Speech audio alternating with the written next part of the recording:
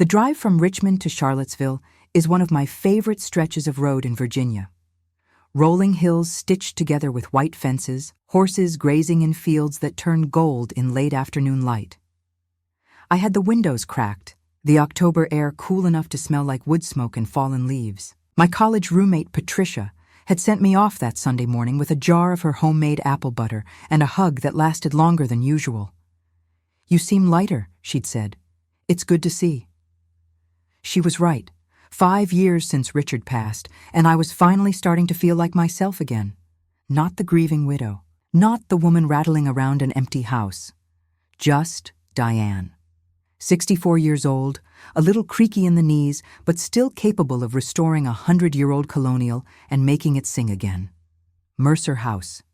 That's what Richard always called it, even though it was never officially named. A 1920s colonial revival at the end of a private lane, shaded by magnolias that Richard's grandfather had planted. I spent 4 years after the funeral restoring every inch of it, refinishing the heart pine floors on my hands and knees, sourcing period-appropriate hardware, hand-painting the trim in the parlor. It was my therapy, my purpose, my sanctuary. When I turned onto our lane that Monday afternoon, the magnolia Richard planted for our 25th anniversary was heavy with waxy leaves, catching the last of the autumn sun. I smiled at it the way I always did. Then I saw the van, a white cargo van, unmarked, parked crooked in my driveway. Behind it, a dented Toyota Camry and a black pickup truck I didn't recognize. 3 vehicles. None of them belonged here. My hands tightened on the steering wheel. I told myself there was an explanation. Maybe the lawn service had hired new people. Maybe there was a delivery I'd forgotten about. But the front door was open, wide open, letting the heat out into the October chill. And I could smell something from 20 feet away.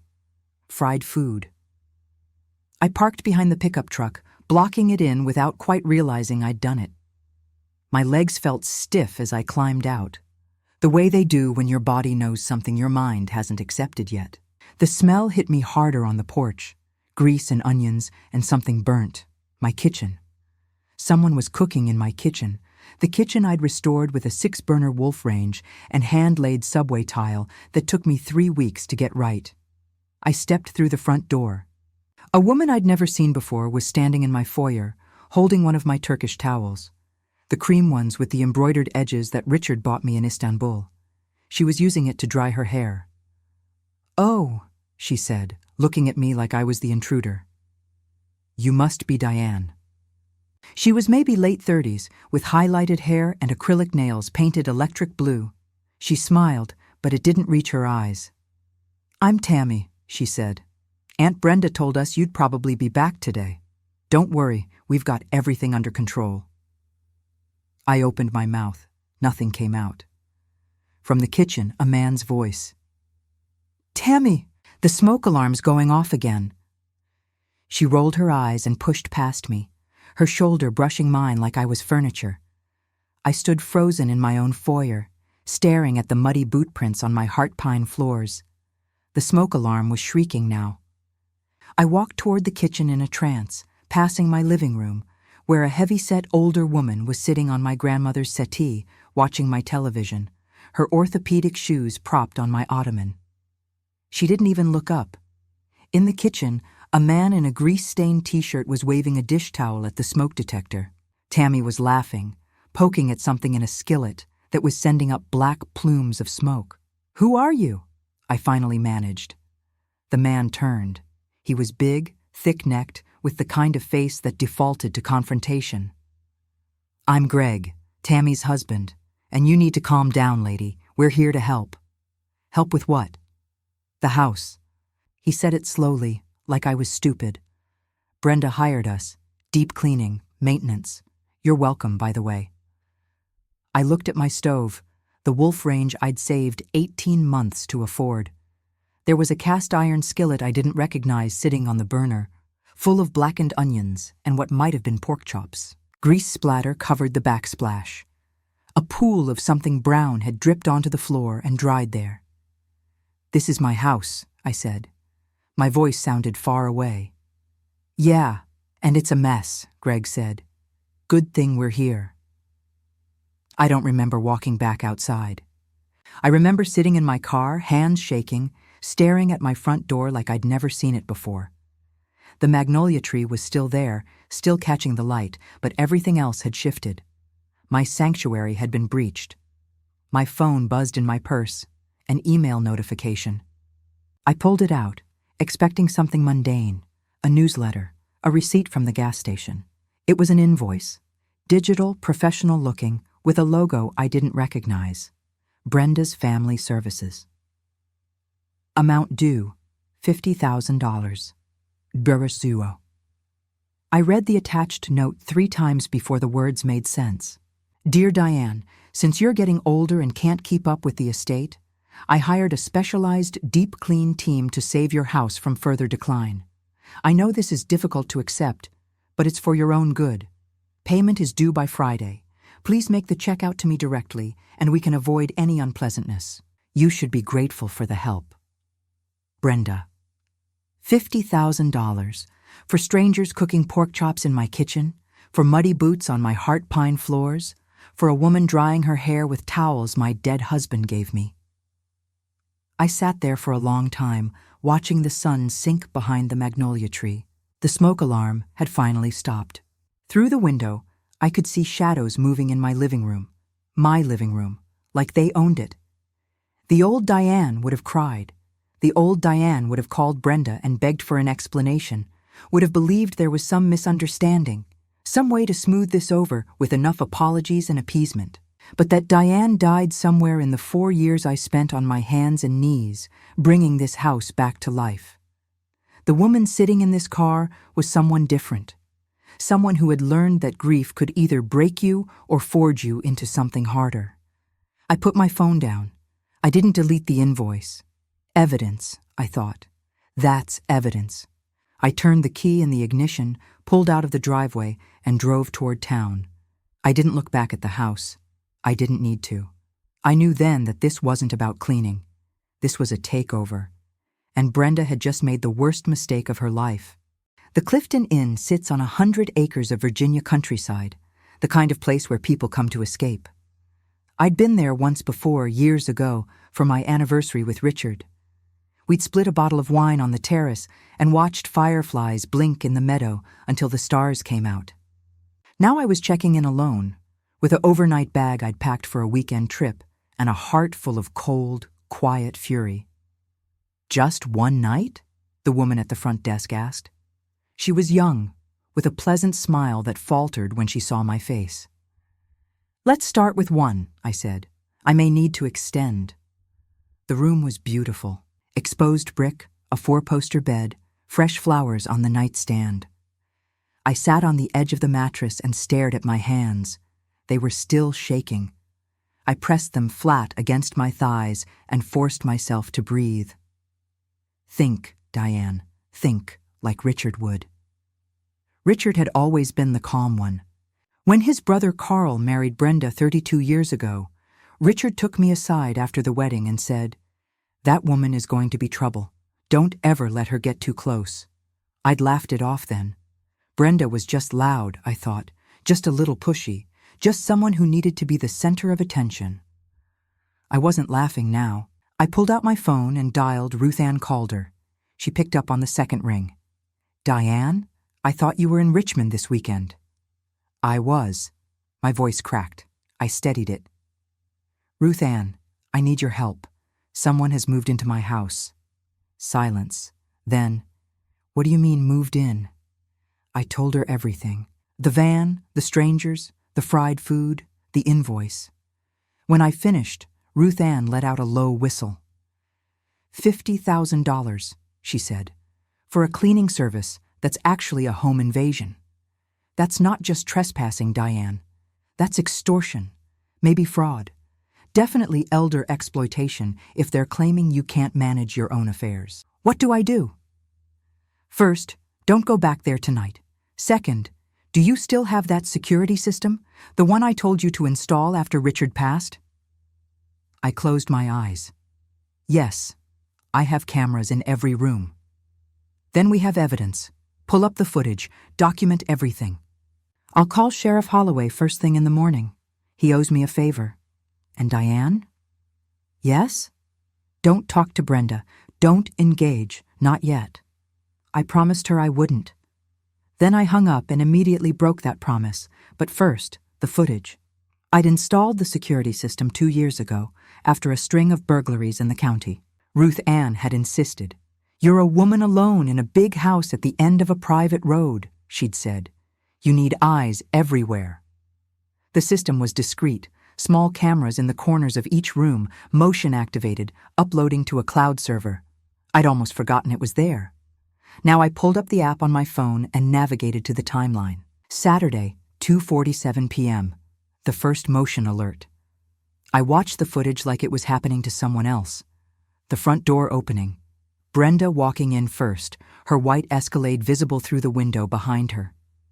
She was wearing that awful pink blazer she always wore to church, the one with the gold buttons. She stood in my foyer, hands on her hips, looking around like she was appraising a property she intended to buy. Behind her came Tammy and Greg, carrying suitcases. Then Mama June, shuffling in with a cane I was certain she didn't actually need. Then a young man I didn't recognize, late 20s, skinny, with a patchy beard and darting eyes. Ricky. That had to be Ricky, Mama June's son. I watched them spread through my house like an infection. Tammy went straight to the living room and started rearranging my furniture. Greg headed for the kitchen and opened my refrigerator, helping himself to the leftover roast chicken I'd planned to eat when I got home. Mama June settled onto my grandmother's settee like she'd lived there all her life. And Brenda walked through each room slowly, touching my things, running her fingers along my mantelpiece, picking up the framed photo of Richard and me on our wedding day, studying it, then setting it face down. My stomach turned. I fast-forwarded. Saturday, 6:23 p.m. They were moving boxes. My boxes. Richard's boxes. I watched Ricky and Greg carry Richard's belongings out the back door toward the garage. His golf clubs. His collection of first edition Hemingways that he'd spent 30 years accumulating. The cedar chest that held his father's letters from the war. They were laughing, joking about something I couldn't hear, treating my husband's legacy like garbage being hauled to the curb. Then I saw it. Ricky set down a box and stretched, rolling his shoulders. His sleeve rode up. And there, on his wrist, catching the light from the garage, Richard's watch, the 1962 Omega Seamaster. His father had given it to him on our wedding day. Richard wore it every single day for 41 years. When he died, I'd placed it in his nightstand drawer, where it had stayed ever since. I couldn't bear to look at it, but I couldn't bear to move it either. Now it was on the wrist of a stranger who was laughing while he threw my husband's books into a pile on the concrete floor. I paused the footage, zoomed in. The resolution was clear enough to see the watch face, the leather band Richard had replaced just months before he died. Something cracked inside me. Not broke. Cracked. The kind of crack that lets the light in. Or the fire. I screenshot the image, saved it, evidence. Then I called Brenda. She answered on the 4th ring, her voice dripping with false sweetness. "Diane, I was wondering when you'd call. Did you get my invoice?" "I got it. Good, good. I know 50,000 seems like a lot, but honestly, Diane, you should see the state of that house. I'm doing you a favor. You're getting older, honey. You can't keep up with a place like that on your own. It's not safe." I bit my tongue so hard I tasted copper. "The people in my house," I said evenly. "How long are they staying?" "Well, that depends on you, doesn't it? They're there to supervise the maintenance, make sure you're taken care of. I'm thinking at least 3 months, maybe longer if the work takes a while." 3 months. Strangers in my home for 3 months. Eating my food, sleeping in my guest rooms, wearing my dead husband's watch. And if I want them to leave? Brenda laughed. It was a high, brittle sound, like glass breaking. "Oh, Diane, sweetheart, you're not thinking clearly. This is for your own good. Pay the invoice, let my family help you, and everything will be fine. Fight me on this, and things will get complicated." I have 5 witnesses who will testify that you invited them, that you begged for help. Who do you think people will believe? A confused old widow or a concerned family trying to help? I let the silence stretch. Let her think she'd won. I understand, I said quietly. I knew you'd come around. You always were the sensible one. I'll expect that check by Friday, Diane. Don't make me come get it. She hung up. I sat in that beautiful hotel room, the phone still warm in my hand, and felt something settle into place. Not anger, something colder, cleaner. 3 months, I whispered to the empty room. You won't last 3 days. I didn't sleep that night. I lay in that 4-poster bed at the Clifton Inn, staring at the ceiling, listening to the October wind rattle the old windows. Every time I closed my eyes, I saw Ricky's wrist, the watch face catching the garage light, Richard's watch on a stranger's arm. Somewhere around 3 in the morning, I stopped trying to sleep and started remembering. The old Diane. That's who I kept thinking about. The woman I used to be, before grief stripped me down to my bones and forced me to rebuild. She was a people-pleaser, that Diane. A smoother-over. When Brenda made snide comments at family dinners, old Diane would laugh them off. When Brenda borrowed my grandmother's silver serving tray and never returned it, old Diane told herself it wasn't worth the conflict. When Brenda showed up at Richard's funeral in a red dress, red, at a funeral, and loudly complained that she should have inherited his mother's pearls, old Diane just stood there, mute with grief, while Brenda's voice echoed through the church. Those pearls should have gone to Carl, Brenda had announced to anyone who would listen. Richard's mother always liked me better than Diane. Everyone knows that. She said this while I was standing 6 feet from my husband's casket, while the flowers were still fresh, while I could still smell his cologne on the jacket I'd chosen for him to be buried in. I didn't say anything. I couldn't. My voice had dried up along with my tears, and I just stood there, small and silent, while Brenda held court at my husband's funeral. That night, alone in our bedroom for the first time in 41 years, I made a decision. I didn't announce it to anyone. I didn't write it down. But I felt it settle into my chest like a stone. Never again. I would never let that woman make me feel small again. I would never stand mute while she took what wasn't hers.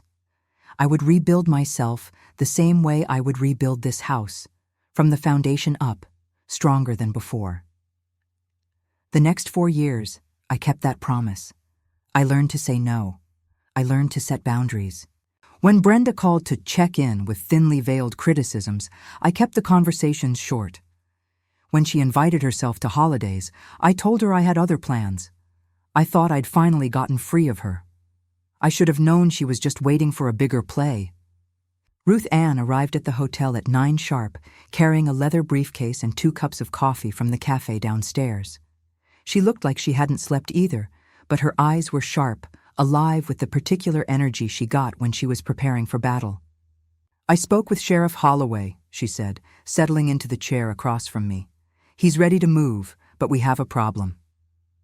What kind of problem? The kind where Brenda's been talking to people. Ruth Ann took a long sip of coffee. She's been telling everyone at her church that you called her, begging for help, that you admitted you couldn't handle the house anymore, that you invited her family to stay, and now you're having episodes and forgetting you asked them to come. My stomach dropped. That's a lie. Of course it's a lie. But it's a lie with 5 witnesses ready to back it up. If we move too fast, this becomes a he said, she said situation. Brenda's got a story, and she's got people to corroborate it. I thought of Tammy's smug face, Greg's aggression, Mama June on my grandmother's settee, acting like she owned it. So, what do we do? Ruth Ann smiled. It was not a pleasant smile. We let her dig her own grave. Right now, all we have is trespassing and theft. Serious, but she can claim misunderstanding. What we need is proof of intent, proof that this was planned, proof that she's trying to exploit you, not help you. How do we get that? Brenda's not smart, Diane. She's cunning, but she's not smart. People like her can't resist explaining themselves. They need everyone to know how clever they are. Ruth Ann leaned forward. She sent Pastor Dale Hutchins to mediate, didn't she? He's coming to the house this afternoon. I nodded slowly. Brenda had texted me that morning, a message I hadn't responded to, informing me that Pastor Dale would be stopping by to help us work through this misunderstanding. Perfect, Ruth Ann said. Go home, let him in. Play the confused old woman Brenda thinks you are, and let him talk. My phone buzzed on the nightstand. I glanced at it and felt a chill run down my spine. A text from Carl. Just 3 words. I'm sorry, Diane. I showed Ruth Ann. She raised an eyebrow. Interesting. He knows something's wrong. That could be useful or dangerous. She stood, gathering her briefcase. Be careful this afternoon. Record everything. And Diane? Yes? Don't let them see who you really are. Not yet. I arrived at Mercer House at 4 o'clock, just as Pastor Dale's silver sedan pulled into the driveway. The white cargo van was still there, the pickup truck, the Camry, my house full of strangers. But I smiled as I walked up the porch steps. I made my hands tremble slightly as I unlocked the door. I was old Diane now, confused, vulnerable, easily managed. Pastor Dale was a soft man, round in the middle, with a pink face and small, watery eyes. He wore his collar despite this being an informal visit, a costume meant to invoke authority. He clasped my hands in both of his palms damp. Diane, Diane, he said, shaking his head sadly. Brenda told me everything. I'm so sorry you're going through this difficult time. It's been hard, I said, letting my voice quaver. I'm just so confused. He patted my hand. Of course you are. That's why we're here to help. Brenda's family. They just want what's best for you. You know that, don't you? Over his shoulder, I could see Tammy watching from the living room doorway, arms crossed, a smirk playing at her lips. In my pocket, my phone was recording. I know Brenda cares, I said carefully, but I don't understand why everyone is here. I didn't ask for help. Pastor Dale's face flickered, just for a moment, with something like impatience. Then the mask returned. Diane, sweetheart, Brenda explained it to me. You're getting older. The house is too much, she said, and I'm only telling you this because I care. She said she's helping you transition out of the estate. It's time, Diane. You've had a good run here, but it's time to let the family help you move on. There it was. Transition out of the estate. Not help with cleaning. Not temporary maintenance. They were trying to push me out of my own home. I let my eyes go wide, let my lip tremble. Transition out? But this is my home. Richard is gone, Diane. Pastor Dale's voice hardened just slightly. You need to accept that. Brenda is only thinking of your well-being. Now, if you could just sign a few papers, she's prepared. Papers? Nothing major. Just something to make the arrangement official, to protect everyone involved. I took a shaky breath. Then I smiled. Soft, grateful, defeated. You've been so helpful, Pastor Dale. More helpful than you know. He beamed, mistaking surrender for compliance. He had no idea that his words were already saved on my phone, that Ruth Ann would have them within the hour, that the grave Brenda had been digging was now deep enough to bury her. Let me think about it, I said sweetly. I just need a little time. Of course, of course. He patted my hand again. Take all the time you need. We're not going anywhere. No, I thought as I watched him walk back to his car. But you will be. Ruth Ann's office smelled like old books and coffee, the morning light slanting through wooden blinds onto a desk cluttered with legal pads and case files. I'd been there since 7, watching her work with the quiet efficiency of a woman who had spent 40 years learning exactly where to place the knife. Criminal trespassing, she said, tapping a thick document on her desk. 5 counts, 1 for each of Brenda's relatives. They entered your home without permission and refused to leave. Open and shut. She slid another document across the desk. Fraud and extortion. Brenda sent you an invoice for $50,000 for services she did not perform and had no intention of performing. The cleaning service doesn't exist. I checked. No business registration, no LLC, nothing. She invented it to legitimize the shakedown. And Pastor Dale's admission? Ruth Ann smiled, the kind of smile that made me grateful she was on my side. Elder exploitation. She told him, on recording, that she was helping you transition out of the estate. That's textbook. In Virginia, that's a Class 5 felony if we can prove financial motivation. She tapped the invoice. And we can. I looked at the stack of papers. Evidence. Months of legal battles, condensed into neat paragraphs and official stamps. It didn't feel real.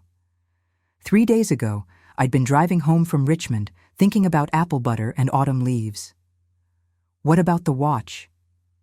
My voice caught on the word. Ruth Ann's expression softened. She reached into a folder and pulled out a printed screenshot, the image I'd captured from the security footage. Ricky's wrist, Richard's watch, the leather band, the silver face, frozen in time. Theft. Grand larceny, actually, given the watch's value. I had it appraised years ago for the insurance, remember? $12,000. She paused. Plus, whatever it's worth to you. Which I know is more than money. I touched the edge of the photograph. The watch had been on Richard's wrist when he proposed. When we married. When our children were born and grew and left. When he told me he loved me for the last time. In a hospital bed that smelled like antiseptic and fear. I pulled my hand back. What now? Ruth Ann pushed a cardboard box across the desk. It was white, elegant, the kind you'd use for an expensive gift. Now, she said, you deliver the news. Brenda and Carl lived in Ashford Estates, a subdivision that had sprung up 10 years ago on what used to be farmland. The houses were large and identical, beige stucco monuments to the American dream of looking richer than you were. I'd been there twice. Once for a birthday party I couldn't avoid. Once to drop off a casserole when Carl had his gallbladder removed. I'd never liked the house. It felt hollow. Rooms designed for show, not living. A kitchen with granite countertops and appliances that had never cooked a real meal. As I pulled into the driveway that Tuesday morning, I noticed things I hadn't seen before. The lawn was patchy, weeks overdue for mowing.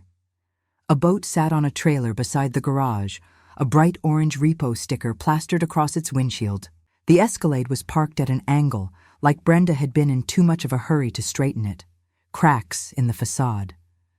Brenda's whole life was a performance, and the stage was starting to crumble. Carl's Lincoln was there too. I hadn't expected that.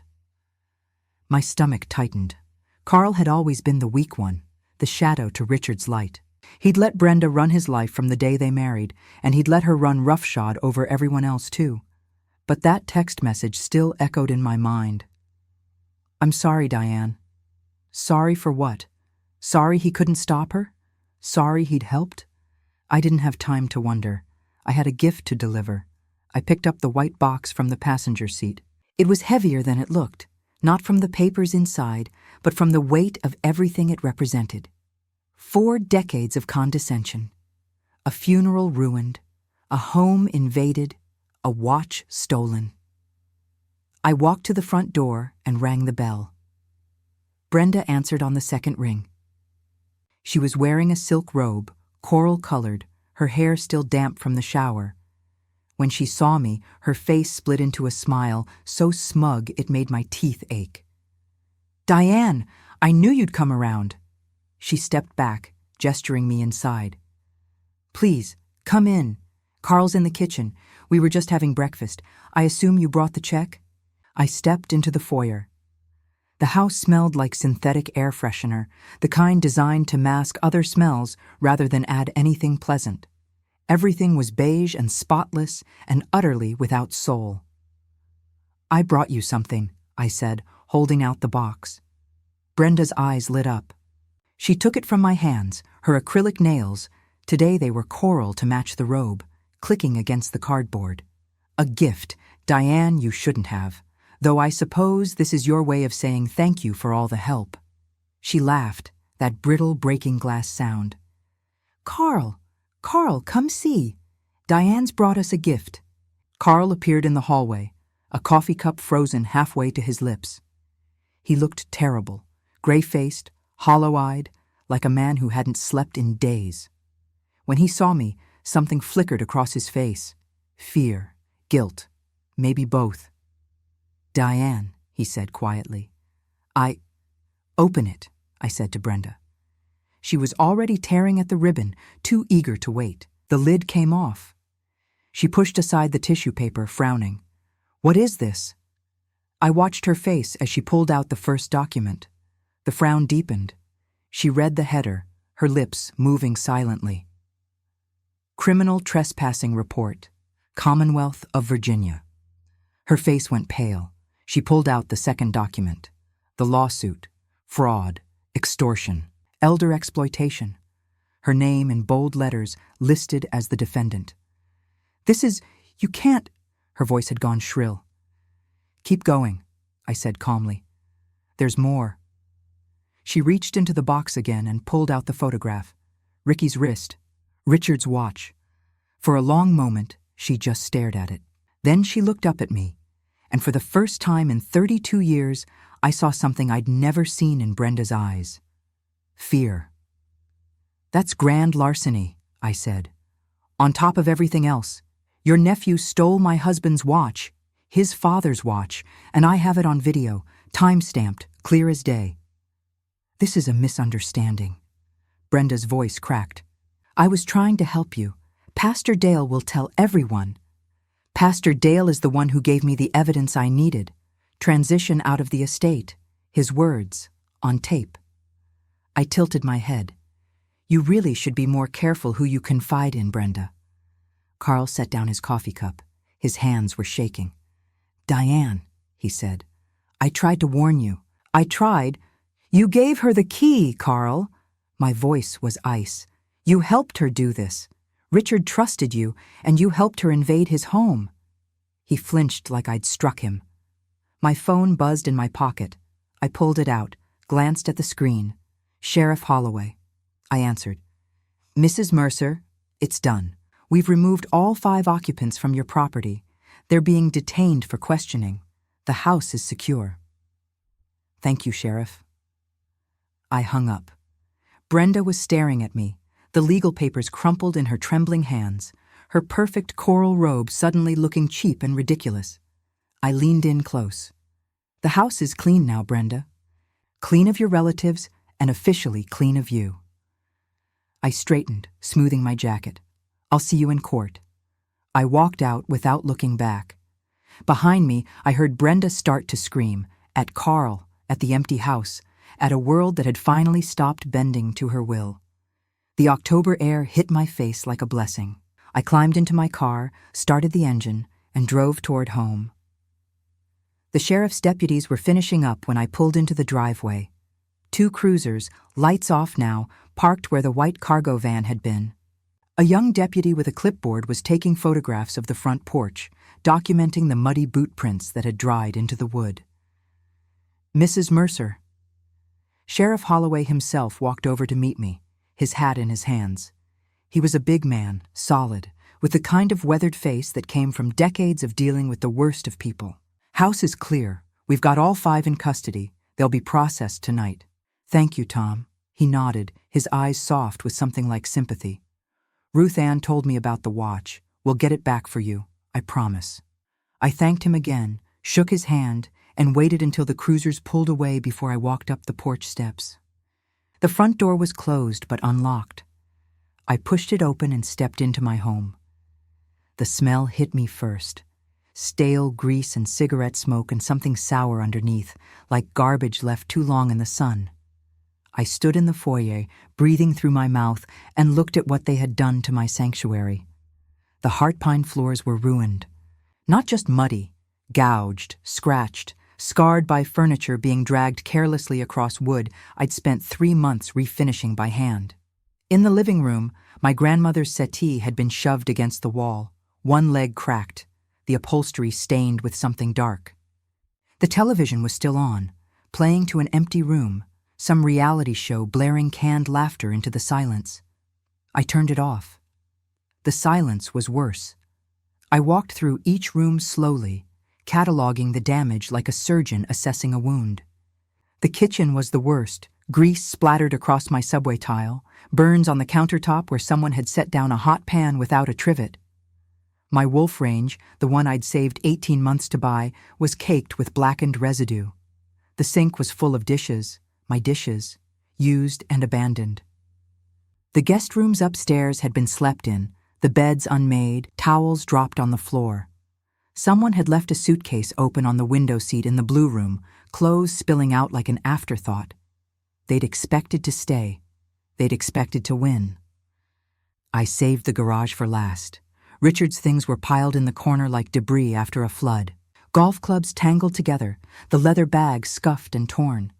His first edition Hemingways, books he'd collected over 30 years, each one inscribed with the date and place he'd found it, were stacked haphazardly on the concrete floor, spines cracked, pages bent. The cedar chest was open. I knelt beside it, my knees protesting, and looked at what they'd done. Richard's father's letters, fragile, yellowed, written from a foxhole in France in 1944, were scattered across the floor of my garage. Some had been stepped on. One had a boot print across the envelope, the ink smeared beyond recognition. I gathered them carefully, one by one, my hands trembling. These letters had survived a war. They had survived 70 years in attics and basements and moves across the country, and they had almost been destroyed by a woman who thought she deserved what wasn't hers. I held them to my chest and let myself cry. The memory came to me unbidden, the way memories do when you're sitting in the wreckage of something precious. A summer evening, 8 years ago. Richard and I on the back porch, watching fireflies blink in the meadow behind the house. He'd poured us both a glass of bourbon, the good stuff, saved for special occasions, and we'd sat in the rocking chairs his grandfather had made, listening to the crickets and the soft rustle of the magnolia leaves. "Brenda's up to something," he'd said, out of nowhere. I'd laughed. "Brenda's always up to something. No, I mean it." He turned to look at me, his face serious in the fading light. "She's been asking Carl questions about the house, about my will, about what happens when we're gone." He shook his head. "She thinks she's entitled to something. I've seen that look before. What do you want me to do about it?" He reached over and took my hand. His palm was warm and rough, the hand of a man who'd worked his whole life. "I want you to remember something, Di. When I'm gone, and I will be gone first, we both know that, I want you to remember that you're stronger than you think. Don't let anyone make you forget that. Not Brenda, not Carl, not anyone." He squeezed my hand. "This house is yours. You earned it, you built it. Don't let anyone take it from you." I'd kissed him then, told him he was being morbid, changed the subject to something lighter, but I never forgot what he said. And he was right. He was always right. My phone buzzed in my pocket, pulling me back to the present. A text from a cousin I hadn't spoken to in years. "Heard about Brenda. Is it true? Call me." Then another from Richard's niece in North Carolina. "Just saw the news on Facebook. Are you okay?" The word was spreading. By morning, everyone would know. The family would fracture along fault lines that had been forming for decades, and Brenda would find herself on the wrong side of all of them. Good. Carl came at dusk. I was sitting on the back porch, in Richard's rocking chair, watching the last light fade behind the tree line. I heard his car pull up, heard the engine cut off, heard the slow crunch of his footsteps on the gravel path. I didn't get up. He appeared at the corner of the house, hesitant, like a dog that expects to be kicked. He looked worse than he had that morning. Older, somehow, like the day had aged him a decade. "Diane," his voice cracked. Can I talk to you?" I gestured to the empty rocking chair beside me. He sat down heavily, the wood creaking under his weight. For a long moment, neither of us spoke. The crickets were starting up, their chorus filling the silence between us. "I gave her the key," Carl finally said. "I know you know. I need you to understand why. Tell me." He stared at his hands, clasped between his knees. "She told me you were slipping, forgetting things, making mistakes. She said the house was too much for you, that you were too proud to ask for help, and that someone needed to step in before you hurt yourself." He swallowed hard. I believed her. God help me, I believed her. "Did you?" I wanted to believe her. The words came out in a rush, desperate, because if you were slipping, then it meant I wasn't as guilty for never checking on you myself, for letting Richard be the one who always took care of everyone, for being too weak to stand up to her all these years. His voice broke. I knew it was wrong. The moment I gave her that key, I knew, but I was too much of a coward to stop it. I let the silence stretch, let him sit with what he'd done. "Richard warned me about her," I said finally. "Years ago. He said she was trouble. He said she'd come for this house someday." Carl flinched. "He told me the same thing. I didn't listen." "No, you didn't." I turned to look at him, really look at him, for the first time in years. He was Richard's brother. Same jaw, same shoulders, same eyes. But where Richard had been strong, Carl had always been soft, pliable, the kind of man who let life happen to him instead of shaping it. "Your brother would have been ashamed of you, Carl." He made a sound like a wounded animal. "But," I continued, "he also would have believed you could be better. That's who Richard was. He always saw the best in people, even when they didn't deserve it." I paused, choosing my next words carefully. "I'm not sure I have that kind of faith. Not anymore. Not in you. Diane, please." "I'm not finished." My voice was steel. "You want forgiveness? Earn it. Testify against Brenda. Tell the truth about what she did, what she planned. Make it right." He looked at me, tears streaming down his weathered face. "And if I do, then maybe we can talk about what comes next." I stood, signaling that the conversation was over. "But right now, Carl, I need you to leave. I need to be alone in my house. The house your brother built. The house you helped violate." He rose slowly, wiping his face with the back of his hand. At the corner of the porch, he stopped. "I am sorry, Diane. I know that doesn't fix anything, but I am." I didn't respond.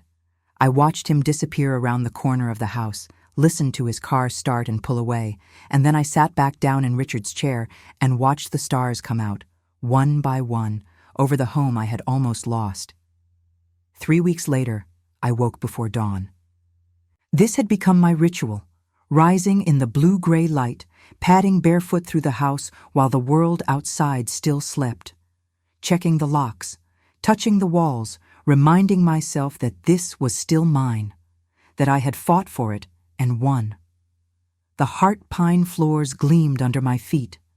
I'd hired a real restoration team this time, a husband and wife from Charlottesville who specialized in historic homes, who understood that these boards weren't just wood, but memory. They'd worked for 10 days, sanding and sealing, erasing the gouges and scratches left by strangers who had no right to be here. The floors would never be perfect again. There were scars that couldn't be fully removed, ghosts of damage that showed in certain light. I decided I didn't mind. Scars meant survival. In the living room, my grandmother's settee sat in its proper place by the window, the cracked leg repaired, the stained upholstery replaced with fabric I'd found at an estate sale in Richmond, not identical to the original, but close enough. A new chapter for an old piece. That felt right. The kitchen had taken the longest to restore. I'd scrubbed the subway tile myself, on my hands and knees, the way I'd done when I first installed it. The wolf range was professionally cleaned, the burns on the countertop sanded down and sealed. I'd thrown away every dish the occupiers had touched and bought new ones.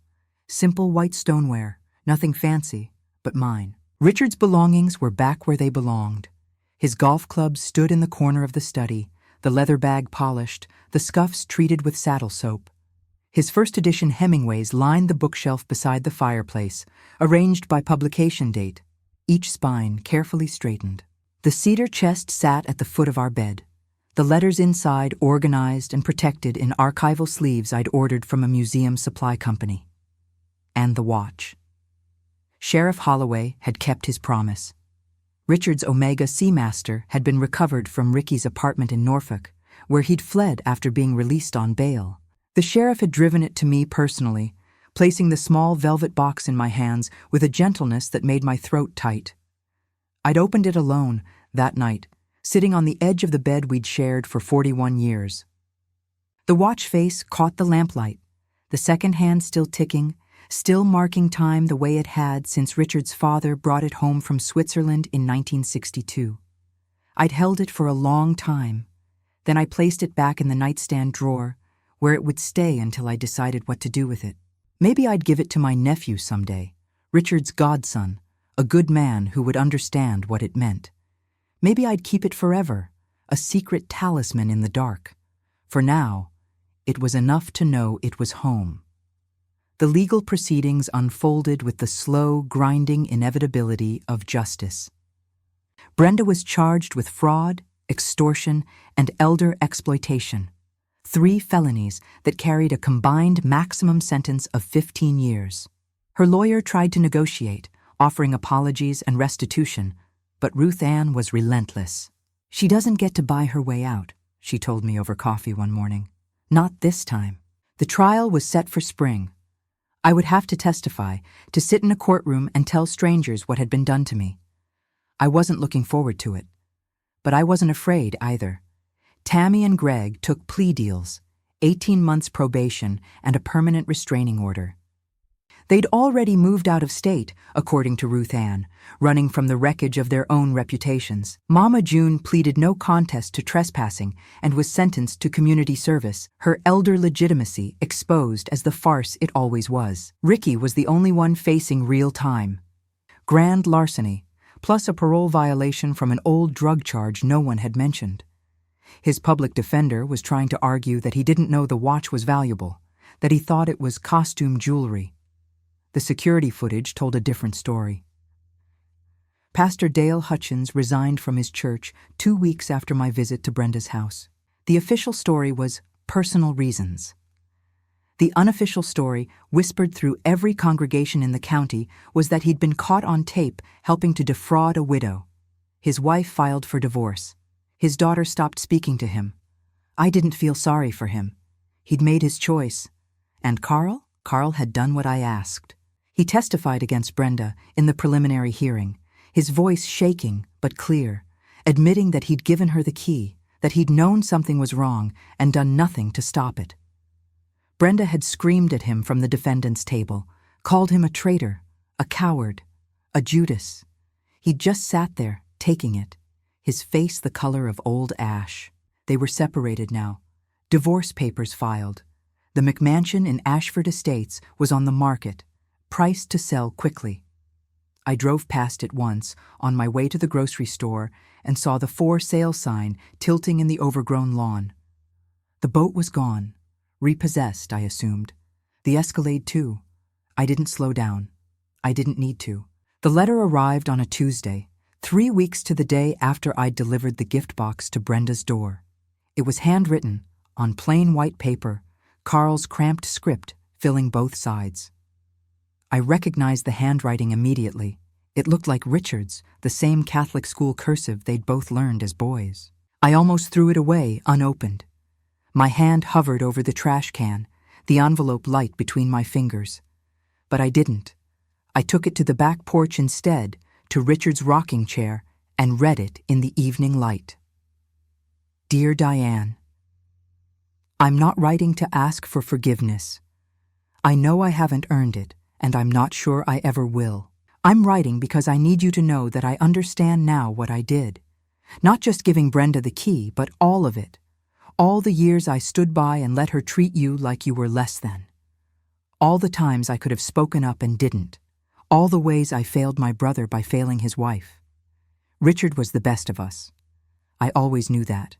I think that's why I let Brenda convince me you were slipping. Because if you were weak, then I didn't have to feel so ashamed of my own weakness. That's not an excuse. There is no excuse. It's just the truth, and I owe you at least that much. I'm going to try to be better. I don't know if I can, but I'm going to try. I'm sorry, Diane, for everything. Carl. I read it twice. Then I folded it carefully and slipped it into my pocket. I didn't write back. I wasn't ready for that, and maybe I never would be. But I didn't throw it away either. I put it in the cedar chest, with Richard's father's letters, with all the other fragile things that had survived. The sun was setting behind the magnolia tree, the leaves catching the last gold light, and I sat in Richard's chair and watched the shadows lengthen across the lawn. Somewhere in the house, a clock was ticking. The grandfather clock in the hallway, the one I'd restored myself, keeping time the way it had for 100 years. I poured myself a glass of wine, the good stuff, from the bottle I'd been saving.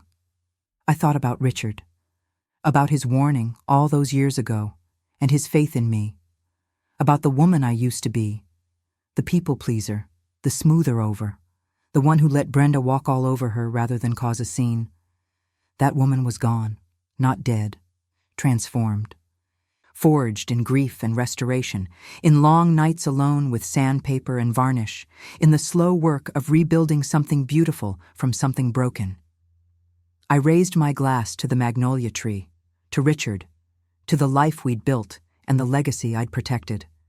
The house is clean now, I said to the empty evening, and so am I. The crickets answered, and the fireflies began to blink in the meadow, and I sat there until the stars came out, finally at peace in the sanctuary I had saved.